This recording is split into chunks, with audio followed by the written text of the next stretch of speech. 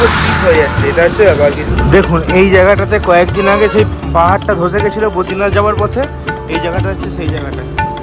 কত টাকা গভর্নমেন্ট আমাদের এক্সট্রা ট্যাক্স নেয় পেট্রোলের উপরে। এই জন্যই হয়তো বলে যে চারধাম যাত্রা অনেক কষ্টের। দেখুন খালি কিরম ল্যান্ডস্লাইডটা হয়েছে, দেখুন এমন ল্যান্ডস্লাইড হয়েছে, এই জন্য গাড়ি আটকে ছিল। গত পর্বে আপনারা দেখেছেন শ্রী কেদারনাথের ভিডিও। আজকের পর্বে থাকবে চারধামের অন্যতম বদ্রীনাথ ধাম। রাস্তার ভয়ঙ্কর সৌন্দর্য, বাসে ঘন্টার পর ঘন্টা আটকে থেকে খিদের জ্বালায় ছটফট করা, আর সবার শেষে বদ্রীনাথ মন্দিরের দর্শন পেয়ে আবার নতুন করে বাঁচতে শেখা। চলুন তাহলে আজকের যাত্রা শুরু করা যাক সীতাপুর বাস স্ট্যান্ড থেকে। এখন পৌঁছে গেছি হচ্ছে সীতাপুর বাস পার্কিংয়ের সামনে। এই হচ্ছে আমাদের সীতাপুর বাস পার্কিং। এই দেখুন, এই সব বাসগুলো এখানে দাঁড়িয়ে আছে, সীতাপুর বাস পার্কিং। এটা বাসে উঠে গেছি, আর এই আমার পিছনে হচ্ছে বাস। এখন এই হচ্ছে আমাদের বাস, শ্রী বদ্রীনাথ যোশী মঠ। এই বাসে করে যাবো হচ্ছে বদ্রীনাথ। সোনপ্রয়াগ থেকে বদ্রীনাথ যাওয়ার জন্য বাস ভাড়া নিয়েছিল 650 টাকা মাথা পিছু। সময় তখন সকাল 8:40। আমাদের বাস রওনা দিল ভারতবর্ষের চার ধামের অন্যতম ধাম শ্রী বদ্রীনাথের উদ্দেশ্যে। গতকাল রাতের বৃষ্টি শেষ হয়ে আজ সকাল থেকে শরতের নীল আকাশ দেখা দিল, আর তার সাথে পেঁজা তুলোর মতো মেঘ, আর সেই সঙ্গে পাহাড়ি আঁকাবাঁকা রাস্তা, ছোট ছোট জনপদ আর চোখ ধাঁধানো সবুজ। এই অভিজ্ঞতা একজন পাহাড় প্রেমীর কাছে স্বর্গস্বরূপ।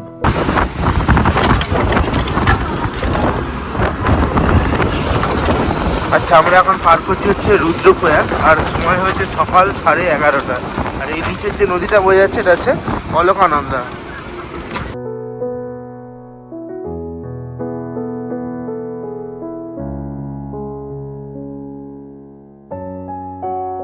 কেদারনাথ যাত্রায় রুদ্রপ্রয়াগ থেকে আমাদের সাথেই ছিল মন্দাকিনী নদী, আর বদ্রীনাথ যাত্রায় রুদ্রপ্রয়াগ থেকে আমাদের সাথে চলবে অলকানন্দা নদী।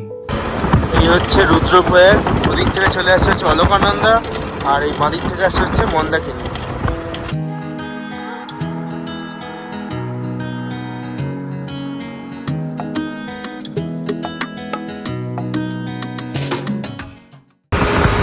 সময় এখন সকাল 11:30, আর আমরা পৌঁছে গেছি হচ্ছে রুদ্রপ্রয়াগে।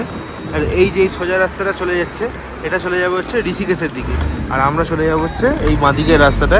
এটা যাচ্ছে, দেখুন লেখাই আছে শ্রী বদ্রীনাথ চোপতা, আর নিচেরটা দিক দিয়ে এলাম হচ্ছে কেদারনাথের দিক থেকে। সময় এখন দুপুর 12টা, আর আমরা বদ্রীনাথ থেকে 137 কিলোমিটার দূরে একটা রেস্টুরেন্টে দাঁড়িয়েছি। এটা হচ্ছে মানে ওই ব্রেক, এটা হচ্ছে ব্রেকের জন্য, মানে খাওয়া দাওয়া করার জন্য। এই যে আমাদের বাস এখানে দাঁড়িয়েছে, আর এত রোদ, আমি চোখটা ভালোভাবে খুলে কথা বলতে পারছি না। আর সবসময় সমস্যা হচ্ছে মানে পা যেন আর এগোচ্ছে না, পা পুরো স্টিপ হয়ে যাচ্ছে। মানে কালকে ওই অতটা হেঁটে নেমেছি আর তাড়াতাড়ি নেমেছি, ওই জন্য পা পুরো স্টিপ হয়ে যাচ্ছে। এটা হচ্ছে ব্যাপার, কিছু না। চলুন দেখি ভেতরে কি পাওয়া যায়, যদি ম্যাগি ট্যাগি পাওয়া যায় তো খাবো, নাহলে কিচ্ছু খাবো না। এই দোকান থেকে নিয়েছি হচ্ছে এরকম ভেজ ম্যাগি। এটার দাম নিচ্ছে হচ্ছে 70 টাকা। এর মধ্যে বেশ অনেক রকম ভেজিটেবিল আছে, আমি দেখতে পাচ্ছি গাজর, মটরশুঁটি, বাঁধাকপি, ফুলকপি সব কিছুই আছে। আর এইটা নিয়েছিলাম হচ্ছে একটা স্প্রাইটের বোতল, এটা হচ্ছে 25 টাকা, এটা হচ্ছে 70 টাকা। দেখুন, এই জায়গাটাতে কয়েকদিন আগে সেই পাহাড়টা ধসে গেছিলো বদ্রীনাথ যাওয়ার পথে। এই জায়গাটা হচ্ছে সেই জায়গাটা।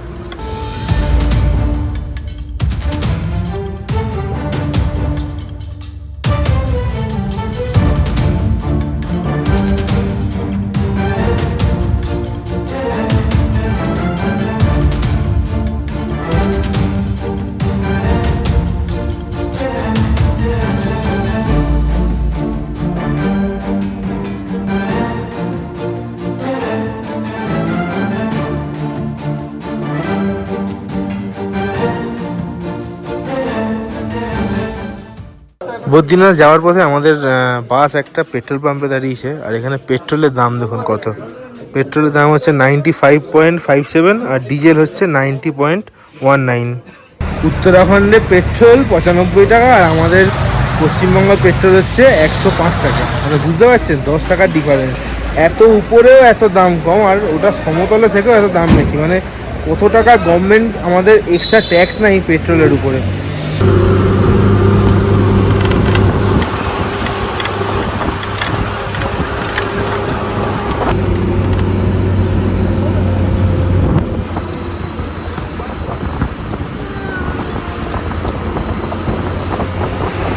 বদ্রীনাথ যাওয়ার রাস্তা যতটা সুন্দর ঠিক ততটাই দুর্ঘটনাপ্রবণ। এই পাহাড় খুবই ধসপ্রবণ। ভিডিওতে আপনারা যে জায়গাটি দেখছেন এই জায়গাটিতে বিরাট ধস নামার কারণে আমরা প্রায় 2.5 ঘন্টা রাস্তায় আটকেছিলাম। লোকাল লোকের মুখে এই জায়গাটির নাম পাগলা নালা।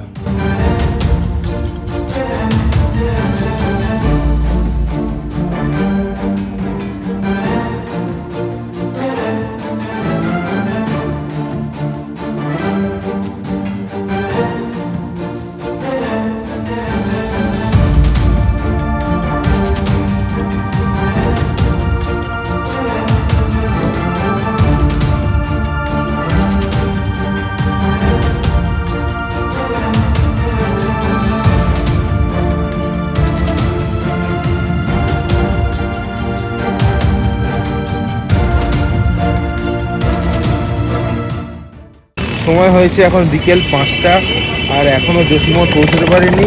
কি আর বলবো, বিশাল রাস্তায় জ্যাম। মানে সে বলার মতো নয় যে এমন বিচ্ছিরি জ্যাম।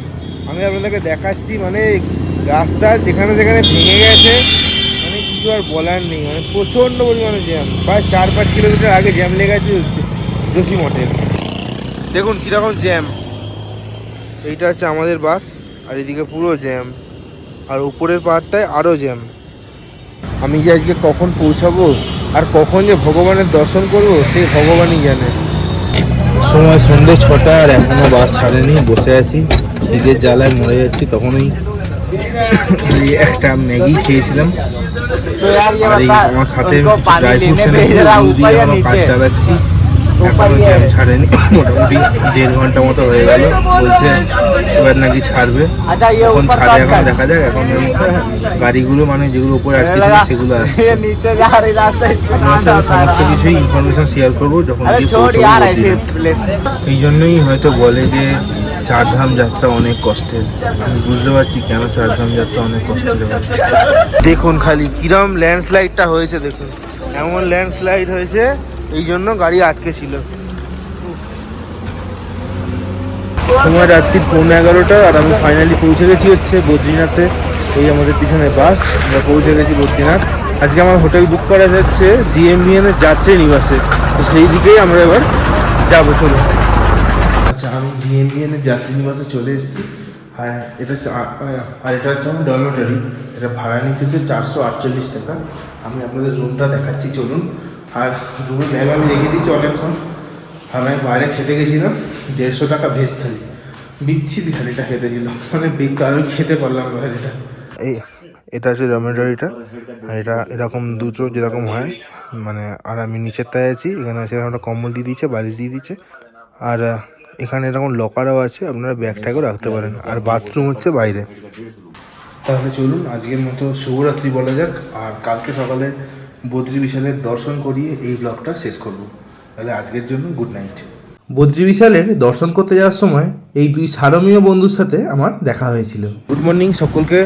এখন সময় হয়েছে ভোর 3:30, আর আজকে ডেট হচ্ছে 31শে জুলাই 2024। আর আমি দর্শন করতে চলে এসেছি বদ্রী বিশাল নারায়ণকে। আর এখন আমি এই হেঁটে হেঁটেই যাচ্ছি মন্দিরের দিকে। দারুণ সুন্দর মন্দিরের ভিউ আমি দেখতে পেয়ে গেছি, আর মন্দির পুরো খালি এখন। চলুন তাহলে মন্দিরের দিকে যাওয়া যাক।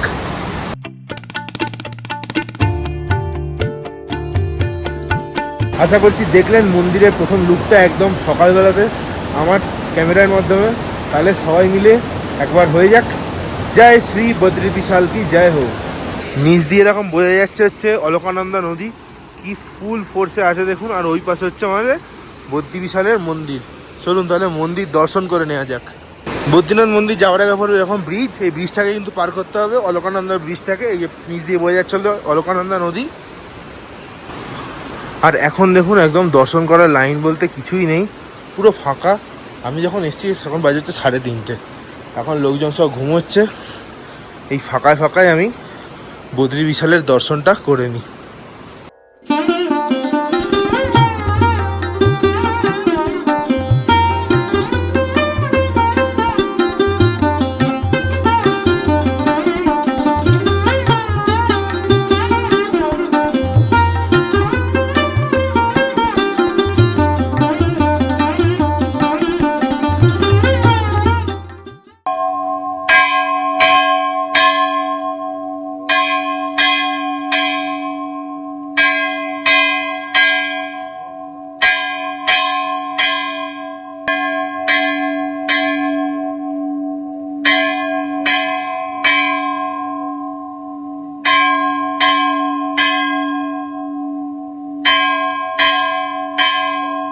হচ্ছে ভোর 4:30, আমার বদ্রীনাথ মন্দির দর্শন কমপ্লিট। আর বদ্রীনাথ মন্দিরের মানে একদম চত্বরই আর যে মন্দিরগুলো আছে সেগুলো আপনাদেরকে একবার দেখিয়ে দিচ্ছি।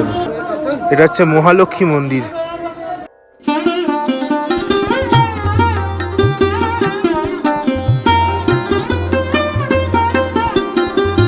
এটা হচ্ছে ডোনেশন কাউন্টার।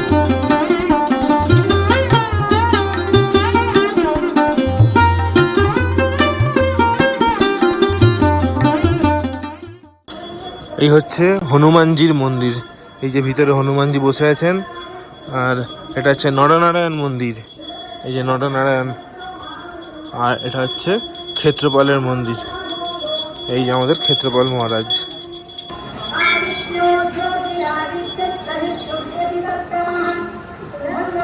তাহলে হয়ে গেল বদ্রীনাথ দর্শন।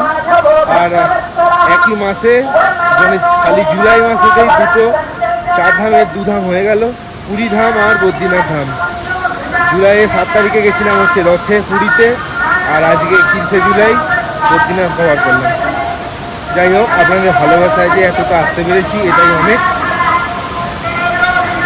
আর এই ভিডিওতে কত ভিউ হবে, কত সাবস্ক্রাইবার বাড়বে, বা কত ওয়াচ টাইম হবে, এইসব নিয়ে আমি একদমই চিন্তিত নই।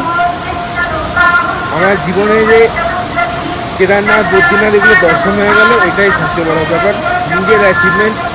আমি এখানে কোনো ভিউয়ারও আশা করি না, লাইকেরও আশা করি না। আপনাদের যদি ভালো লাগে তো অবশ্যই দেখবেন। তারপরে আপনারা যেতে পারেন হচ্ছে মানাগ্রাম দেখতে। মানাগ্রাম এখান থেকে 4 কিলোমিটার। ওখানে ভীমপুল আছে, তারপরে বেদব্যাস যেখানে বসে মহাভারত লিখেছিল সেটাও আছে, ওগুলোও দেখতে পারেন। কিন্তু আমি আজকে ওটা দেখছি না, কেননা আমার বাস আছে হরিদ্বার যাওয়ার। আপনারা দেখেছেন যে এই ভিডিওতেই দেখেছেন যে আগের বার রাস্তা আসার সময় কীরকম খারাপ ছিল, তো সেই জন্য আমি মানাগ্রামটা যাচ্ছি না। পরে কখনো আবার বদ্রীনাথ এলে তখন মানাগ্রাম ঘুরিয়ে দেখাবো আপনাদেরকে। এবারের মতো আমাকে ক্ষমা করে দেবেন। আর এখন আমি চলে যাবো হচ্ছে আমার যাত্রী বাসে, দিয়ে একটু রেডি হয়ে একদম বাস স্ট্যান্ডে চলে যাবো। আর আপনাদের সাথে আমার কথা হচ্ছে হরিদ্বারে গিয়ে। আমি আজকে একটু হরিদ্বার চলে যাব, হরিদ্বারে গিয়ে আজকের ব্লগটা আমি শেষ করবো। তাহলে আরও একবার সবাই মিলে বলুন, জয় জয় বদ্রী বিশাল কি জয় হোক। এদিক দিয়ে আপনারা যেতে পারেন হচ্ছে তপ্তকুণ্ড। এই দেখুন লেখাই আছে এখানে তপ্তকুণ্ড, এই নিচে। আমি আর যাচ্ছি না, আমি একদম ওদিকে বেরিয়ে যাবো এবারে।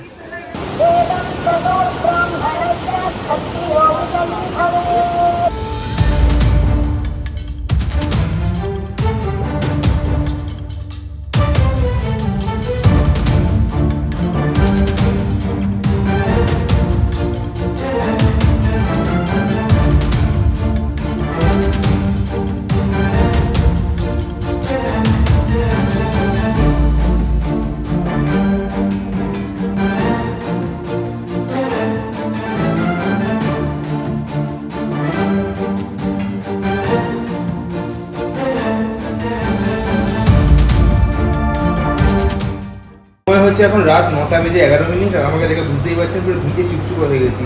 বদ্রীনাথ থেকে ঠিকঠাকই এসেছিলাম, কিন্তু এই যেহেতু শ্রাবণ মাস চলছে, ওই যারা বাবার ভক্ত, মানে ওই নামেই ভক্ত, আসল ভক্ত নয় তারা, মানে প্রচণ্ড অসভ্য, কিছু আর বলার নেই। তাদের জন্য কি হচ্ছে, বাসগুলো ঋষিকেশেই থামছে, হরিদ্বার কিন্তু আসছে না। হরিদ্বার থেকে ঋষিকেশ থেকে কী করলাম, 100 টাকা আবার অটো ভাড়া দিয়ে চলে গেলাম হচ্ছে ভূপতওয়ালা। ভূপতওয়ালা থেকে আবার হাঁটতে হাঁটতে আসতে হয়েছে। আর এই যে যারা বাবার ভক্ত আছে তারা মানে বাইকে সাইলেন্সার খুলে এমন আওয়াজ করছে যেন বাবাই সাইলেন্সারের আওয়াজেই ওদেরকে পূর্ণ করা হবে। এই হচ্ছে ব্যাপার, মানে এত অসভ্য। আর মেয়ে দেখলে তো কোনো কথাই বলার নেই, আরও বেশি করে সাইলেন্সার তুলছে, মানে গিয়ারটাকে বাড়াচ্ছে। যাই হোক, বদ্রীনাথের ভিডিও কেমন লাগলো অবশ্যই কমেন্ট করে জানাবেন। ভিডিও ভালো লাগলে লাইক শেয়ার সাবস্ক্রাইব করবেন। সাবস্ক্রাইব করার সময় পাশে থাকা বেল আইকনটা অবশ্যই টিপে দেবেন, যাতে নতুন কোনো ভিডিও চলে তার নিশ্চয় নোটিফিকেশন আপনার ফোনে পৌঁছে যায়। তাহলে দেখা হচ্ছে পরবর্তী পর্বে খুব শীঘ্রই। ততক্ষণ পর্যন্ত ভালো থাকবেন, সুস্থ থাকবেন আর ঘুরতে থাকবেন।